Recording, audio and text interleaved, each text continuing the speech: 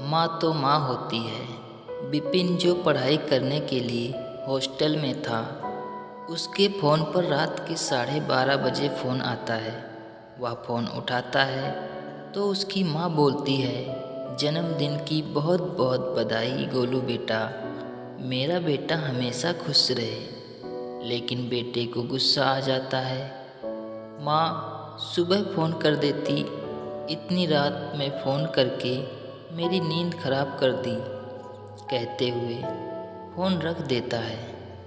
अगले दिन जब बेटा घर गया तो घर पर पापा मिले। वह कहने लगे, बेटा तुम्हारी माँ पागल है, इसलिए रात के 12:30 बजे फ़ोन किया। वह आज से 24 साल पहले ही पागल हो गई थी, जब तुम्हारा जन्म हुआ था। डॉक्टर ने ऑपरेशन करने को कहा, लेकिन उसने मना कर दिया। मरने को तैयार हो गई, लेकिन ऑपरेशन नहीं करवाया। रात के 12:30 बजे तुम्हारा जन्म हुआ था।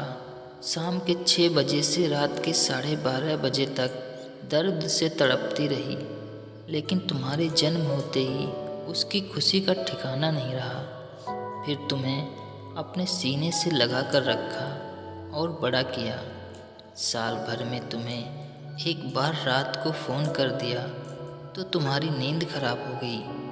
मुझे रोज़ रात को 12:30 बजे उठाती है और कहती है, देखो जी, इसी वक्त हमारे गोलू का जन्म हुआ था। बस यही कहने को फ़ोन किया था। यह सुनकर बेटा सुन्न सा रह जाता है। वह अपनी माँ के पास जाकर रोने लगता है और माँ के पैर पकड़कर माफ़ी मांगता है। माँ कहती है, देखो जी, मेरा गोलू बेटा आ गया। उसके बाद अपने पिता से माफ़ी मांगता है।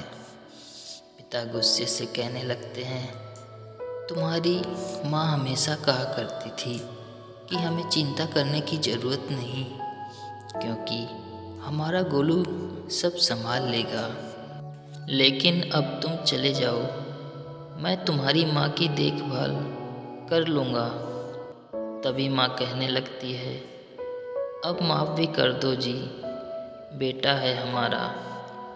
माँ को कुछ भी कह लो, लेकिन वो प्यार से दुआ ही देगी, क्योंकि माँ तो माँ होती है।